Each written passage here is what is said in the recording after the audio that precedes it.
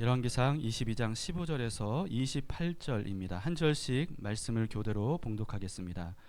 이에 왕에게 이르니 왕이 그에게 이르되 미가야야 우리가 길랏 라못으로 싸우러 가랴 또는 말랴. 그가 왕께 이르되 올라가서 승리를 얻으소서. 여호와께서 그 성읍을 왕의 손에 넘기시리이다.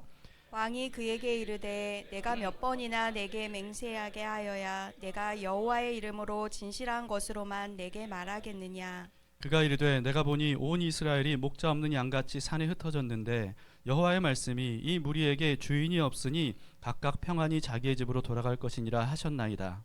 이스라엘의 왕이 여호사밧 왕에게 이르되 저 사람이 내게 대하여 가는 것을 예언하지 아니하고 흉한 것을 예언하겠다고 당신에게 말씀하지 아니하였나이까. 미가야가 이르되 그런즉 왕은 여호와의 말씀을 들으소서. 내가 보니 여호와께서 그의 보좌에 앉으셨고 하늘의 만군이 그의 좌우편에 모시고 서 있는데 여호와께서 말씀하시기를 누가 아합을 깨어 그를 길르앗 라못에 올라가서 죽게 할꼬 하시니 하나는 이렇게 하겠다 하고 또 하나는 저렇게 하겠다 하였는데 한 영이 나와 여호와 앞에 서서 말하되 내가 그를 꿰겠나이다. 여호와께서 그에게 이르시되 어떻게 하겠느냐. 이르되 내가 나가서 거짓말하는 영이 되어 그의 모든 선지자들의 입에 있겠나이다. 여호와께서 이르시되 너는 꿰겠고 또 이루리라. 나가서 그리하라 하셨은즉 이제 여호와께서 거짓말하는 영을 왕의 이 모든 선지자의 입에 넣으셨고 또 여호와께서 왕에 대하여 화를 말씀하셨나이다. 그나 아나의 아들 히즈기야가 가까이 와서 마가야의 뺨을 치매 여호와의 영이 나를 떠나 어디로 가서 내게 말씀하시더냐. 미가야가 이르되 내가 골방에 들어가서 숨는 그날에 보리라. 이스라엘의 왕이 이르되 미가야를 잡아 성주 아몬과 왕자 요아스에게 끌고 돌아가서 말하기를 왕의 말씀이 이놈을 옥에 가두고 내가 평안히 돌아올 때까지 고생의 떡과 고생의 물을 먹이라 하였다 하라. 미가야가 이르되 왕이 참으로 평안히 돌아오시게 될진데 여호와께서 나를 통하여 말씀하지 아니하셨으리이다. 또 이르되 너희 백성들아 다 들을지어다 하니라. 아멘. 네, 하나님의 말씀입니다.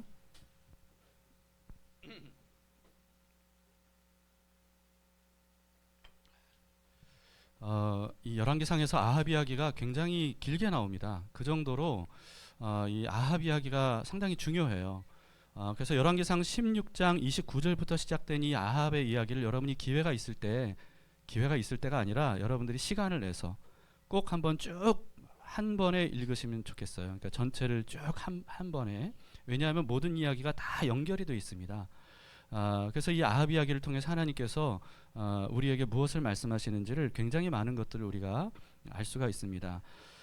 지난주일 여러분 내용을 기억하십니까?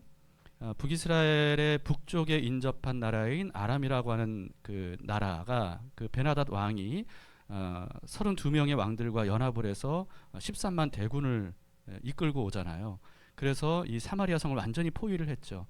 그때 아합 왕에게 있었던 그 군대 숫자는 겨우 7,000명 정도밖에 안 되었다라고 하는 겁니다. 이제는 완전히 북이스라엘이 멸망당할 수밖에 없는 그런 상황인데 그때 하나님께서 한 선지자를 보내셔서 내가 너희를 구원하리라 말씀하셨죠. 그러므로써 내가 여호와인 줄 알게 될 것이라 그 말씀을 하셨고 그 말씀대로 정말 두 번이나 엄청난 대승을 거둡니다. 기적이라고 말할 수밖에 없는 그런 엄청난 대승을 거두게 됩니다. 13만의 이 어마어마한 그 베나닷의 군대는 거의 뭐 전멸을 하죠. 그리고 베나닷 왕이 겨우 목숨 건져서 도망치고 숨어 있었는데 결국은 투항을 하게 됩니다.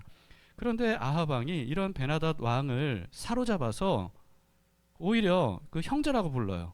형제라고 부르면서 자기 병거에 태웁니다. 그리고는 막 기쁘게 행진하는 거예요. 막 승리의 도치가 된 그런 모습이죠. 그때 이제 그 베나닷 왕이 기회를 놓치지 않고 약속을 합니다.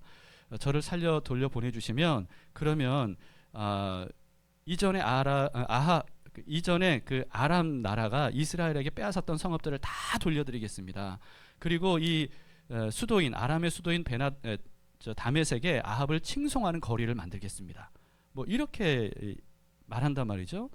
그러니까 아합이 들을 때 그 소리가 너무 좋은 거예요. 왜냐하면 자기의 이제 모든 업적들이 길이길이 남게 될 거기 때문에.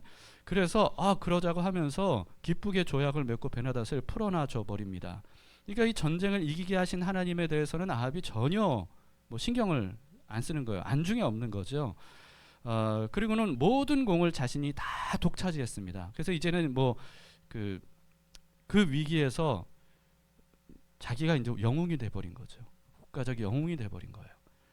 그랬더니 하나님께서 또 선지자를 보내셨죠. 그러면서 말씀하십니다. 하나님께서 베나닷을 멸하기로 작정하셔서 이 전쟁을 이기게 하셨는데 네가 네 마음대로 놔줬기 때문에 이 베나닷 대신에 네가 죽게 될 것이다. 하나님께서 그렇게 말씀을 하십니다. 여기에 대해서는 제가 지난 수요 예배 때 좀 자세히 설명을 드렸어요. 그 전후 사정과 이 어떤 메시지가 있는지를 굉장히 자세하게 말씀을 드렸으니까 여러분들이 한번 꼭 들어보셨으면 좋겠어요. 아주 중요한 메시지가 담겨 있거든요. 아무튼 여러분, 이런 상황에서 아합은요, 이런 얘기를 들어도 전혀 회개할 생각이 없었습니다. 오히려 그런 말씀을 전한 선지자에 대해서 막 씩씩거리면서 왕궁으로 돌아갔어요. 그리고는 또 큰 죄를 저질러요. 그 다음에 있었던 일이 뭐냐 하면 왕궁 근처에 나봇이라고 하는 사람의 포도원이 있었어요. 그런데 그 포도원이 너무 탐이 났던 거예요. 아합 왕이. 그래서 비싼 값을 주고 살 테니까 나한테 팔아라. 그랬더니 나봇은 이것은 하나님께서 우리 가문에게 대대 유산, 유업으로 주신 땅이기 때문에 어떤 값을 주더라도 저는 팔 수가 없습니다. 그러니까 이제 신앙적인 이유로 못 판다는 거죠. 그러니까 어떻게 보면 사실은 인간적으로 보면 이 나봇에게 굉장히 큰 기회가 될 수 있는 거예요. 왕에게도 총애를 받고 그리고 그 땅값보다 훨씬 큰 금액을 받아서 부자가 될 수 있는 어떤 그런 상황인데 신앙적인 이유 때문에 그거를 포기를 한 거죠. 그런데 이 아합 왕이요, 왕인데 얼마나 철부지 같은지 그 땅 갖고 싶은데 그 마음을 이기질 못해서 식음을 전폐해요.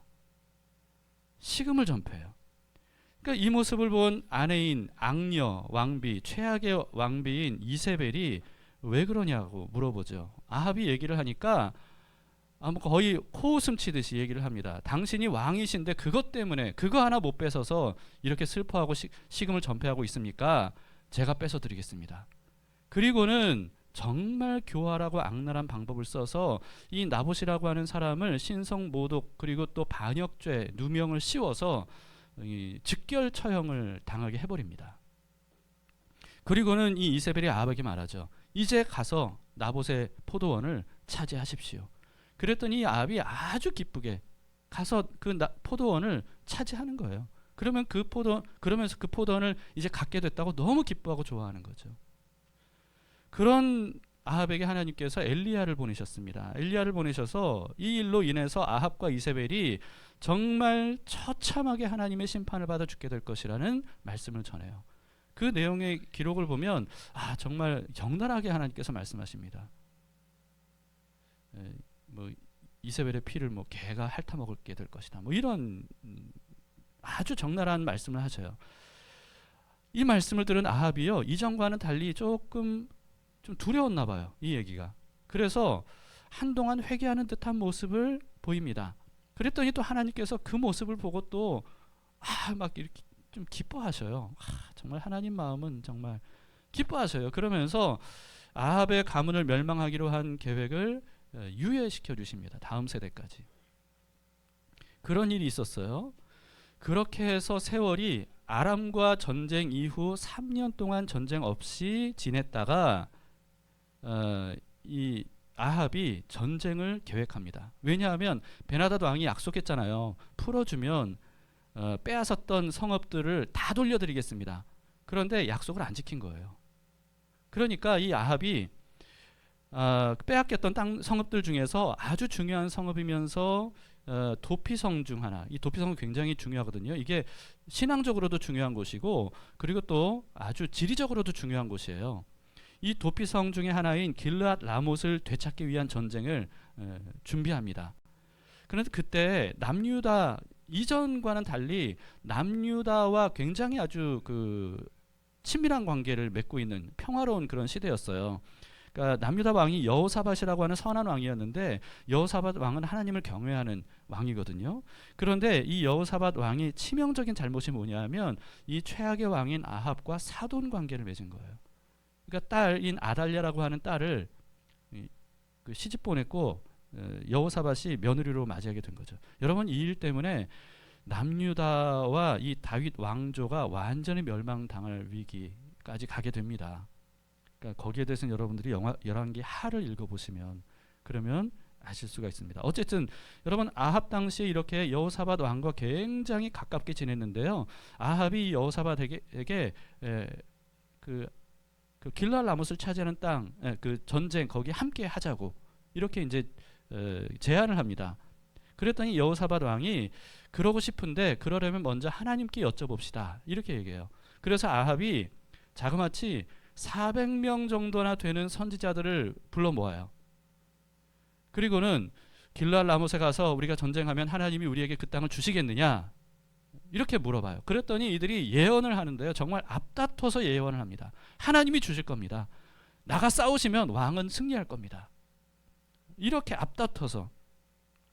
그 중에서 단연 돋보인 한 선지자가 있었어요. 시드기야라고 하는 선지자인데요. 이 선지자는 오늘 본문에도 나오는 선지자거든요. 이 선지자가 왜 돋보였냐 하면 쇠로 뿔들을 만들었어요. 뿔들을 마르면서 막 찌르는 듯한 퍼포먼스를 하는 거예요. 그러면서 아합에게 뭐라고 얘기하냐면 하나님께서 이처럼 아람 사람들을 찔러서 진멸할 겁니다. 반드시 왕이 이와 같이 그들을 찔러서 이기실 겁니다. 나가서 싸우십시오. 이렇게 얘기합니다. 그런데 여호사밧 거기에 함께 있었던 여호사밧 왕은 하나님을 경외하는 사람이잖아요. 그러니까 이 400명의 예언을 들으니까 뭔가 석연치 않았나 봐요.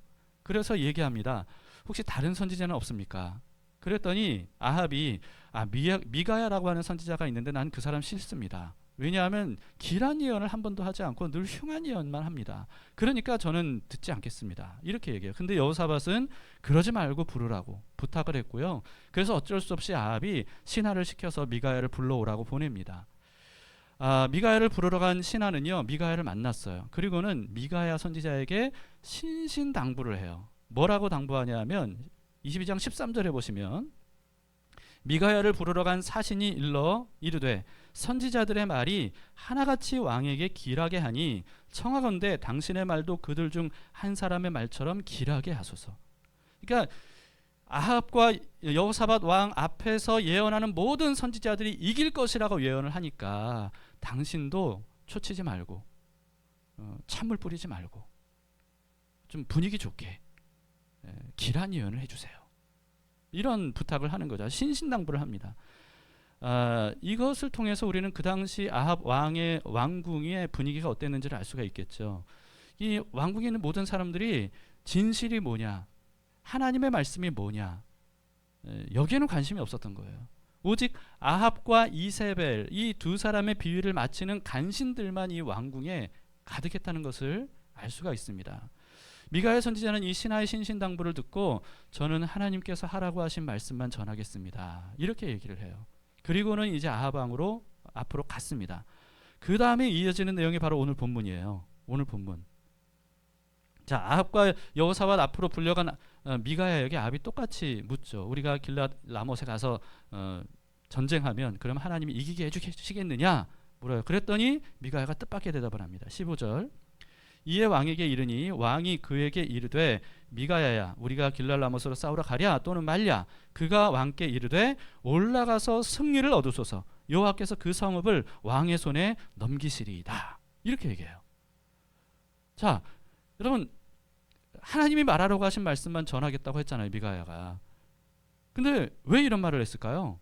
왜 이런 말을 했을까? 미가야도 변질된 걸까요? 그게 아니에요. 실제로 하나님께서 미가야에게 그렇게 말하라고 하신 겁니다. 그렇게 말하라고 하신 거예요.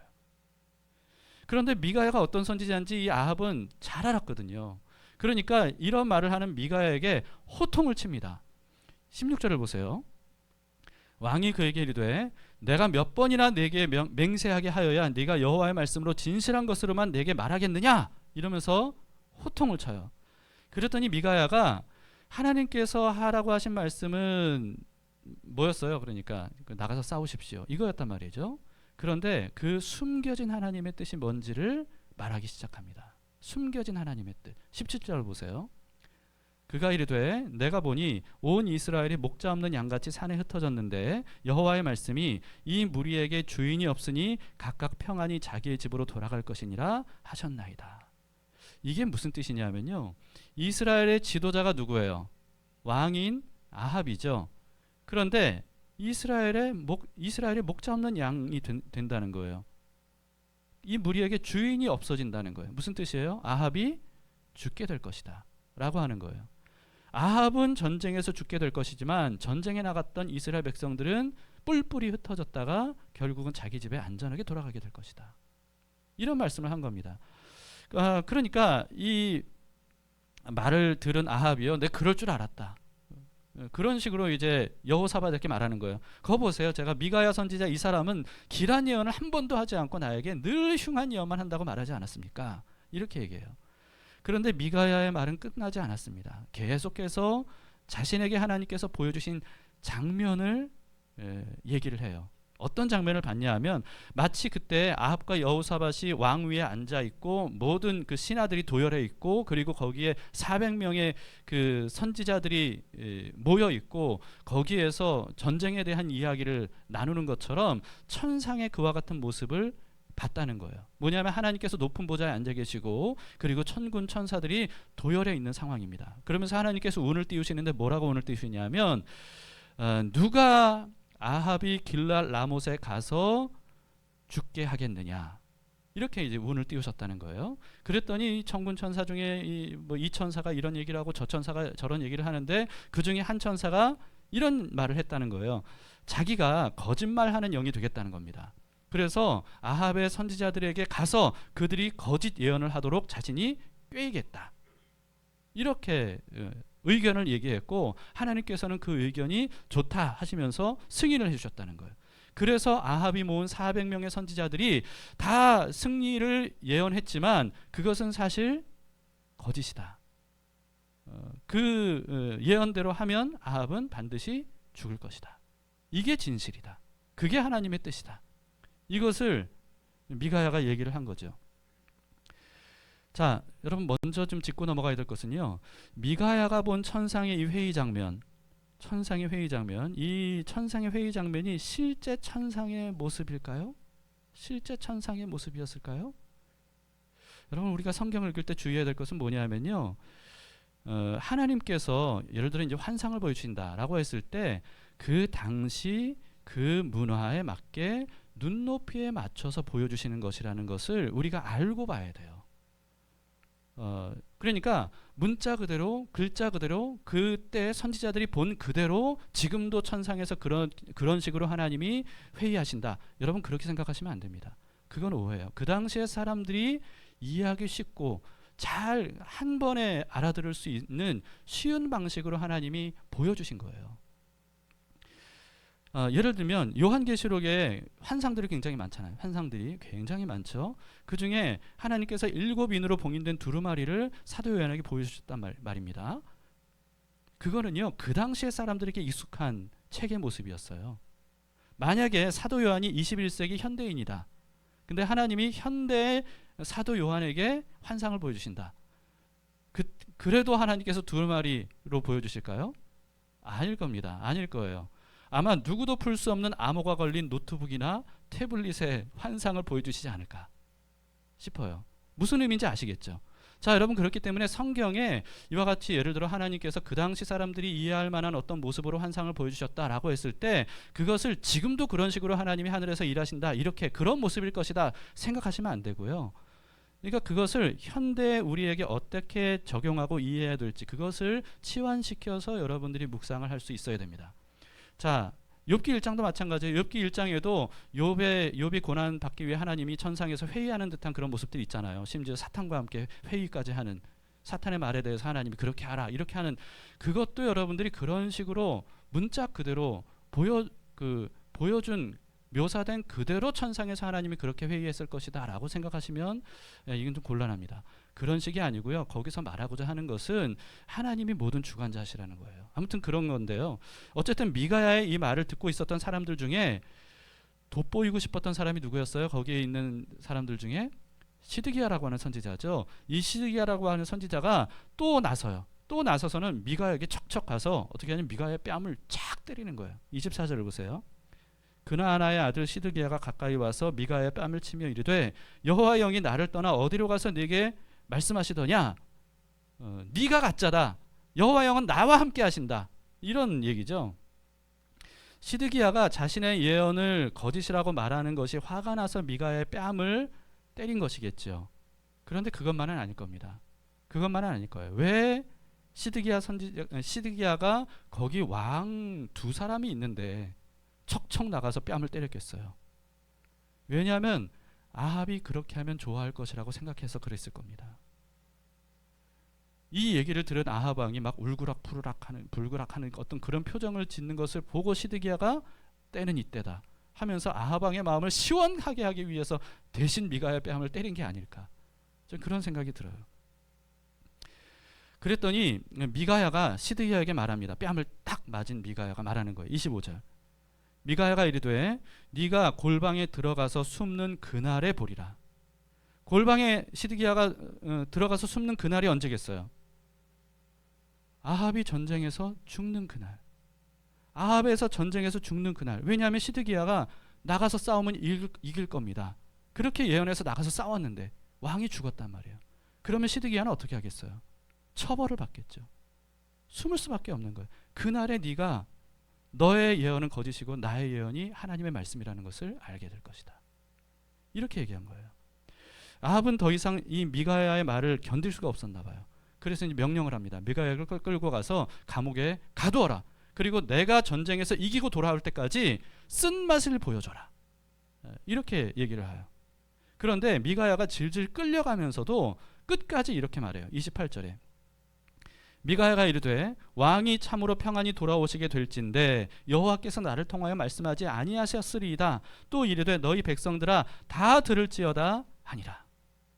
네, 왕이 이기고 돌아올 것이었다면 하나님이 저에게 그런 말씀을 하지 않으셨을 겁니다 라고 하는 거예요. 그러면서 백성들에게 말해요. 다 들으라. 이게 무슨 뜻이에요? 어떤 선지자가 진짜 선지자인지 너희 백성들아 똑똑히 봐라. 그리고 다 들으라. 확인해라. 어떤 분이 진짜 여호와이신지, 그것을 어떤 예언이 진짜 하나님의 말씀인지 그것을 너희가 알게 될 것이다. 이렇게 말하는 거죠. 오늘 본문은 여기까지고요. 그 다음 29절부터는요. 이와 같은 미가의 예언을 듣고도 하나님의 숨겨진 뜻까지 다 알려주셨는데도 불구하고 아합과 여호사밧은 전쟁터에 나갑니다. 그리고는 아합 왕은 거기서 죽어요. 전사해요. 죽지 않으려고 애를 썼는데, 나름대로 머리를 굴리고 굴렸는데도 죽어요. 그리고는 여호사밧 왕은 간신히 살아서 돌아갑니다. 여러분, 아합은 하나님께서 미가야 선지자를 통해서 마지막 회개하고 살 수 있는 길을 알려주셨는데도 그것을 스스로 걷어찬 거예요. 오늘 본문은요, 하나님께서 아합에게 미가야 선지자를 통해서 마지막 기회를 주셨던 겁니다. 마지막 기회. 근데 참 여러분, 아합은 뭐 그렇다 치고요, 여호사밧은 하나님을 경외하는 사람이잖아요. 요즘 그런 말을 많이 하죠. 할만하안. 무슨 뜻인지 아시겠어요? 여호사밧에 대해서도 진짜 할 말이 많아요. 아니, 미가야 선지자가 다 얘기했잖아요. 근데 아합은 그렇다 치고 여호사밧은 왜 거기 전쟁터에 같이 갔냔 말이에요. 오히려 아합을 말렸어야 되잖아요. 더 이상 얘기하지 않겠습니다. 오늘 본문 주제가 그게 아니기 때문에. 자, 지금까지 제가 긴 서사를 이야기했어요. 그런데 여러분, 오늘 설교 제목이 뭡니까? 오늘 설교 제목, 거짓 선지자 분별법입니다. 지금까지 이야기를 통해서 여러분, 거짓 선지자를 어떻게 분별할지 여러분 아셨습니까? 아합 앞에 모인 400명의 선지자들은 도대체 어떤 선지자들이었을까요? 바알과 아세라 선지자들이었을까요? 그렇게 보는 사람들도 있더라고요. 그런데 저는 아니라고 생각합니다. 왜냐하면 성경에 보면 분명히 이들이 누구의 이름으로 그 예언을 하냐 하면 여호와의 이름으로 예언을 해요. 시드기야도 마찬가지고요. 400명의 선지자들이 주라고 본문은 그 해석이 되어 있는데 그 주가 원어로는 야훼, 그러니까 여호와예요. 그러니까 분명히 이들은 이스라엘의 하나님 여호와의 이름으로 예언을 한 겁니다. 그러니까 바알과 아세라 선지자가 아니에요. 그런데 왜 이들이 바알과 아세라 선지자가 아니라 여호와의 선지자인데 왜 여호와의 선지자들을 죽였던 아합에게 모여든 선지자들일까라고 하는 거죠. 아마도 제 생각엔 이겁니다. 아합 왕이 나봇의 포도원을 빼앗는 사건이 있었잖아요. 그때 하나님이 처참하게 이렇게 죽을 것이다, 엘리야를 통해서 심판의 메시지를 말씀하셨고, 그때 잠깐이나마 아합이 회개하는 듯한 모습을 보였어요. 그때 이후로 이 400명의 선지자들이 나오거든요. 그러니까 어떻게 유추해 볼 수 있냐 하면 이때 자기 딴에는 하나님 마음에 들고 싶은 마음이 있었나 봐요. 그러니까 이렇게 하면 하나님이 좋아하시지 않을까, 이렇게 하면 하나님이 나에 대한 어떤 분노를 좀 사그라들게 하지 않으실까. 그게 뭐냐 하면 여호와의 선지자들을 적극적으로 등용해서 곁에 두는 거죠. 그렇게 하면 하나님께서 자기를 좋게. 근데 이런 식으로 신앙생활하는 사람들이 의외로 많습니다. 여러분, 이게 참 우리가 좀 뭐랄까요, 혹시 내가 이런 식의 신앙생활을 하고 있는 건 아닌가. 하나님이 이렇게 하면 저렇게 하면 나에게 복을 주시고 또 나에게 재앙을 멀리하게 하시고 또 나에게 어떤 뭐 이렇게 예쁘게 봐주시겠지. 그런 것으로 혹시 신앙생활을 한다면 생각을 좀 달리하셔야 됩니다. 하나님은 이게 이제 올바른 신앙생활이 아니에요. 그런데 아합은 아주 잔머리를 굴린 거죠. 신앙도 굉장히 어리석은 모습입니다. 여러분, 기독교 초기 역사를 보면요, 교회는 약 300년 동안 로마 교황에 의해서 아주 말로 다 할 수 없는 끔찍한 박해와 순교를 당했습니다. 여러분, 그거는 뭐 다 알고 계시죠. 어느 정도일지 뭐 상세하게 몰라도 그런 300년 동안의 굉장한 박해를 로마로 인해 받았다는 것을, 순교를 당했다는 것을 아실 겁니다. 그런데 여러분, 이렇게 그리스도인들을 잡아서 고문하고 죽이면 이들은 교회를 박멸시킬 것이라고 생각했는데 그 생각과는 달랐어요. 이런 말이 그 당시에 있었다고 합니다. 한 명의 그리스도인을 죽이면 100명의 그리스도인이 생겼다. 이런 말이 있을 정도였어요. 왜냐하면 이들이 순교를 당하는, 죽음을 당하는 그 현장에서 보여진 놀라웠고 신비로운 모습 때문이었습니다. 어떻게 저렇게 죽을 수 있지라고 하는 그와 같은 모습을 본 로마인들이 오히려 나도 예수 믿겠다, 이렇게 이제 나오게 된 거죠. 그런데 그렇게 300년 동안이나 처참한 박해와 순교를 당했던 교회가 이제 콘스탄티누스라고 하는 그 황제가, 로마 황제가 되었을 때, 그때 여러분도 뭐 세계사 공부를 하셨기 때문에 어느 정도 아시겠지만 기독교를 공인합니다. 이 공인했다는 것은 이제 불법 종교에서 합법 종교로 공인했다는 뜻이에요. 그리고 그 후에 이제 로마의 국교가 돼버려요. 국교가 돼버려요. 여러분, 교회가 전에는 박해받던 교회였잖아요. 그런데 국교가 된 이후에는 완전히 뒤바뀐 겁니다. 무슨 뜻이냐면요, 이제는 교회가 사회적인 성공을 보장해 주는 종교가 된 거예요. 이전에 박해받았을 때 그리스도인들은 어떤 사람들이었냐면 진짜 예수님 믿는 사람들이었어요. 하나님께 자신의 인생을 전적으로 맡기고 드린, 그것만이 영생의 길임을 믿은 사람들만이 그런 박해와 순교를 감수하면서까지 예수님을 믿었던 진짜 그리스도인들이었습니다. 그런데 국교로 공인된 이후에 사회적 보장이 되는, 사회적인 성공이 보장이 되는 기독교가 돼버리자 어떤 일들이 벌어졌냐면요, 예수님을 사실은 마음속에 믿지 않고 회개도 가슴 깊이 해본 적이 없는 사람들이 성공을 위해 교회로 몰려들기 시작한 겁니다. 그래서 삽시간에 교회가 엄청난 부와 권력과 인기를 얻게 돼요. 여러분, 수많은 사람들이 삽시간에 교회로 몰려들었어요. 이거 부흥인가요? 근데 이것을 부흥으로 생각하는 사람들이 얼마나 많은지 모릅니다. 이거 부흥 아니에요. 절대로 이걸 부흥이라고 생각해서는 안 됩니다. 자, 또 다른 말씀을 드리겠는데요. 제가 처음 예수님을 믿었던 1980년대에는요, 교회마다 사람들이 몰려들었습니다. 그때는요, 정말 교회와 목회자에 대한 평판이 얼마나 좋았는지 몰라요. 그때 제 고등학생 때 기억이었던 것 같아요. 그때요, 제가 이런 어떤 그 기사였나, 아무튼 그걸 봤어요. 그건 뭐냐 하면 사람들이 선호하는 신랑감 1위가 목회자. 여러분 그런 시대가 있었어요. 지금은 밑바닥이지만 그런 시대가 있었어요. 근데 그렇게 사람들이 교회를 좋아하고 자기는 교회 못 다녀도 자녀들은 교회를 보내고 그렇게 목사들에 대해서 신뢰하고 그랬던 것은요. 그 이전에 그 그리스도인들이 정말 진짜 그리스도인들이었거든요. 말씀대로 살고 정말 겸손하게 기도하고 사람들을 사랑을 전하고 이랬거든요. 그러다 보니까 이와 같은 평판이 있었던 거죠.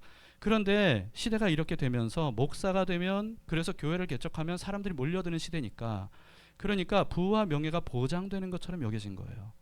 그러니까 신랑과 미리가 된 겁니다. 다른 게 아니고요. 여러분 그렇게 해서 사람들이 신학교를 몰려들었어요. 신학교로 몰려들었어요. 그 이후에 제가 신학교 들어갔잖아요. 신학교 들어가서 제가 얼마나 실망했는지 모릅니다. 정말 이게 현실이구나 하는 것을 제가 피부로 느꼈어요. 그 후 한 세대가 지금 지났습니다. 한 세대. 여러분 지금 교회와 목회자 어떻습니까? 세상의 빛과 소금입니까?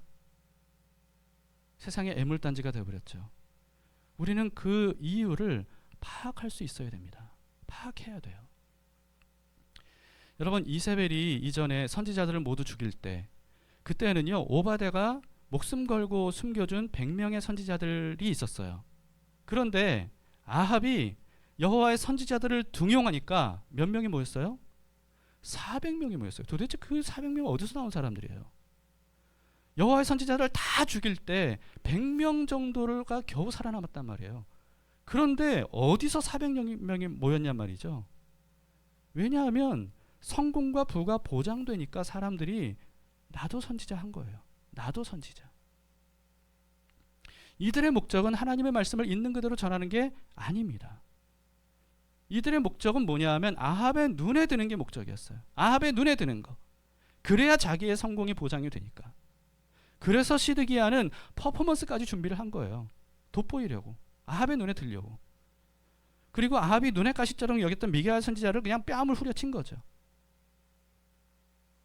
반면에 여러분 이 아합 시대 엘리야 선지자, 미가야 선지자는 어떤 사람이었습니까? 성공과 부가 목적이 아니었어요. 그렇기 때문에 하나님께서 아합에게 가장 필요한 말씀을 전하라고 한 그 말씀을 있는 그대로 전한 거죠. 그게 뭐예요? 너는 죄인이다. 네가 그 죄를 회개하지 않으면 하나님께로 돌아오지 않으면 그러면 너는 죽게 될 것이다. 이것을 알려준 거예요. 왕이어도 그 말씀을 전하라고 하셨기 때문에 전한 겁니다. 그런데 아합은 자기를 죄에서 구원해 주시려는 하나님의 말씀이라고 생각하지 않았죠. 그저 흉한 예언이라고만 생각했어요. 듣기 싫은 얘기라고만 생각했어요. 길한 예언은 왜 안 하냐고 원망했어요. 그리고는 자기의 죄를 전혀 지적하지 않고 자기가 어떤 짓을 저지르든 잘 될 겁니다. 하나님이 복 주실 겁니다. 이렇게 말하는 400명의 선지자들만 곁에 뒀어요. 여러분 그러나 400명이 아니라 4만 명의 선지자를 할지라도 이와 같은 거짓 예언을 하는 사람들이 막 가득하면 그 결과는 멸망뿐입니다. 이게 한국교회의 결말이 되지 않도록 우리가 여러분 정말 깨어서 기도해야 돼요. 거짓 선지자를 분별하는 법 많은 것들이 있겠지만 핵심적인 것 하나를 오늘 말씀드리자면 의외로 간단해요. 굉장히 간단합니다. 그건 뭐냐 하면 거짓 선지자는요 자신에게 유리할 만한 말씀만 전해요. 다른 말로 하자면 무슨 뜻이냐면 자기에게 불리할 만한 말씀은 전하지 않아요. 400명의 선지자들이 아합에게 길한 예언만 한 이유, 여러분 그게 아합을 위해서였을까요? 아합은 자기를 위한 길한 예언이라고 생각했어요. 그러나 그 400명의 선지자들은 아합을 위해 길한 예언만 한 게 아닙니다. 길한 예언을 한 이유는 자기를 위해서였어요. 이게 바로 거짓 선지자의 특징이에요. 11절을 보세요. 그나나의 아들 시드기야는 퍼포먼스를 했습니다. 왕 앞에서 누구를 위해서? 자기를 위해서. 자기를 위하여 철로 뿔들을 만들어 가지고 퍼포먼스를 한 거예요. 여러분, 아무리 청중들의 마음을 사로잡을 만한 울기도 하고 웃기도 하는 그런 어떤 탁월한 설교를 하는 사람이라 할지라도 결국 자기를 위한 설교만 하는 사람은 거짓 선지자입니다. 여기에 대해서 우리는 분명히 분별할 수 있어야 돼요. 이런 거짓 선지자들은요, 자신의 죄성, 자신의 연약함 이런 거 드러내지 않아요.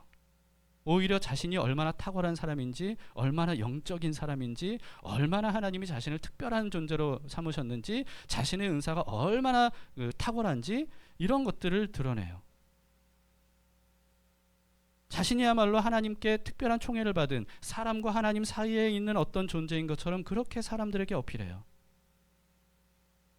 그러면서 사람들이 귀담아 들으면 그러면 자신의 말을 따르지 않는 것이 하나님 말씀에 불순종하는 것이라고 그런 식으로 얘기하죠.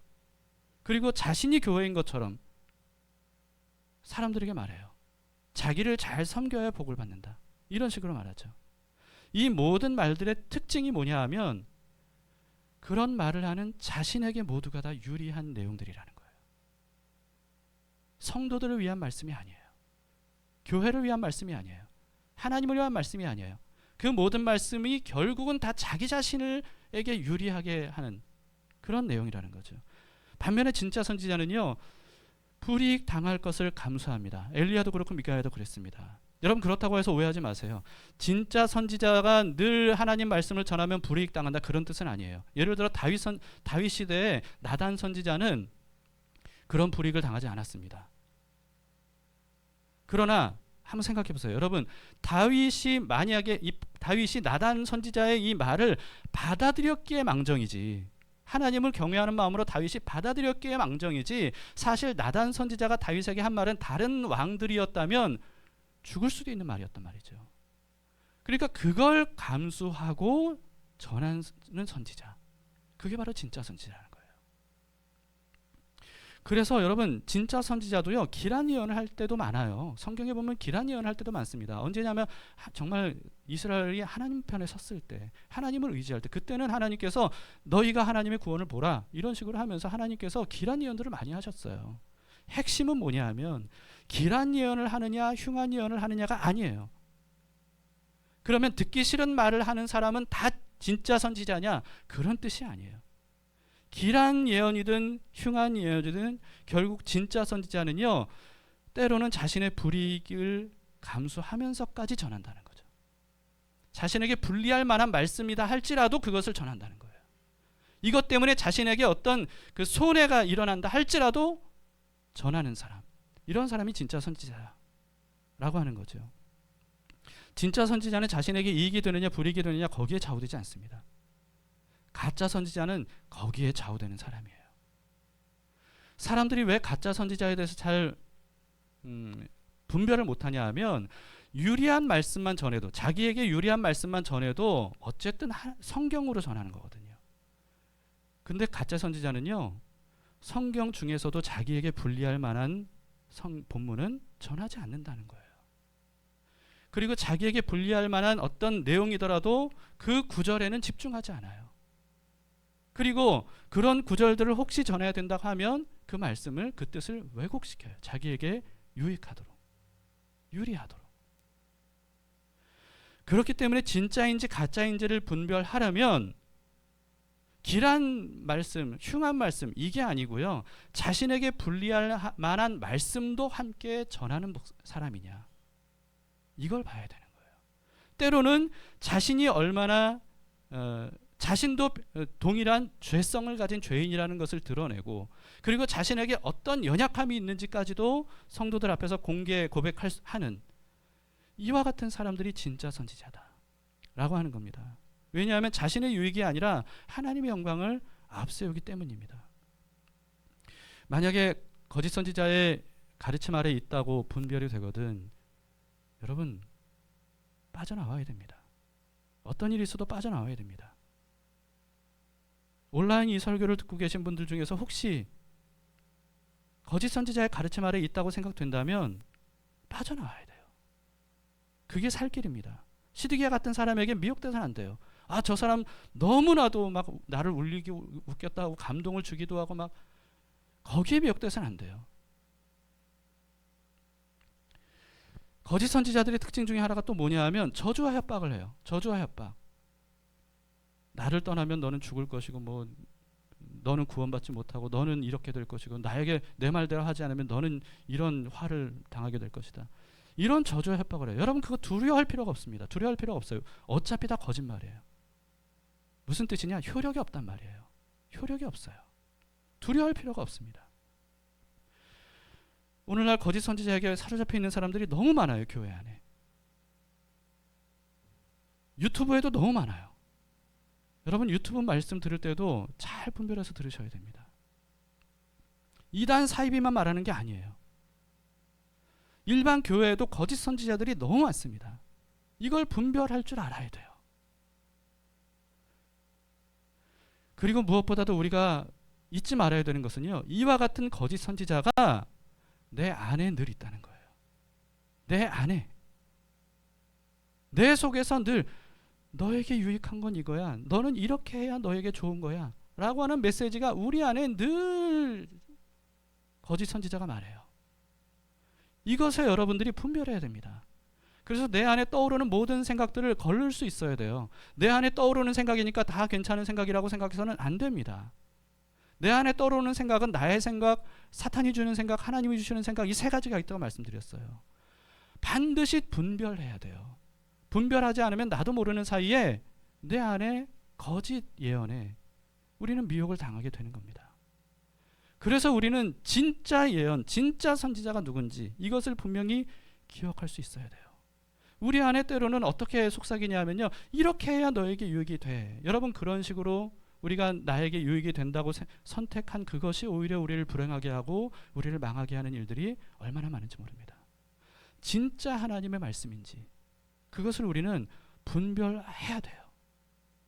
기록된 하나님의 말씀, 변치 않는 하나님의 말씀을 기준으로, 그리고 우리 안에 살아계신 성령 하나님으로 인하여서 이것을 분별하지 않으면 우리는 아합처럼 그와 같은 결말을 피할 수가 없다라고 하는 것입니다. 하나님은 계속해서 진짜 선지자들을 보내십니다. 그리고 그 선지자들은 자기의 목숨을 걸고 하나님의 진짜 말씀을 전해요. 불이익을 감수하고. 여러분 그것을 분별하고 진짜 하나님의 말씀을 따라 살아야, 그래야 우리가 삽니다. 이 악한 세대, 미혹의 세대, 우리가 마지막 시대를 살면서 정말 우리를 살게 하시는 분은 오직 하나님의 진정한 말씀이라는 사실을 깨닫고, 지난주 말씀과 연결지어서 여러분 우리가 수요 예배도 이해가 안 되더라도 하나님이 하신 말씀이 분명하다면 그 말씀대로 따라가서 생명의 길로 함께 가는 우리 담길 식구들 다 되시기를 축복합니다.